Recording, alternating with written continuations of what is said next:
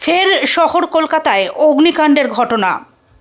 সোমবার দুপুর 12:25 নাগাদ মল্লিকবাজার ক্রসিংয়ের একটি বহুতলের প্রথম তলার একটি ফ্ল্যাটে আগুন লাগে।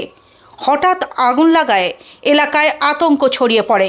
খবর পেয়ে দ্রুত ঘটনাস্থলে পৌঁছয় দমকল বাহিনীর 3টি ইঞ্জিন। যুদ্ধকালীন তৎপরতায় আগুন নিয়ন্ত্রণে আনার কাজ শুরু হয়। বহুতল হওয়ায় ধোঁয়ায় ভরে যায় আশেপাশের এলাকা, ফলে স্থানীয় বাসিন্দাদের মধ্যে চরম উদ্বেগ দেখা দেয়। আগুন লাগার কারণ এখনও স্পষ্ট নয়, তবে দমকল সূত্রে জানা গেছে আগুন সম্পূর্ণ নিয়ন্ত্রণে এলে ক্ষয়ক্ষতির পরিমাণ ও ঘটনার কারণ খতিয়ে দেখা হবে।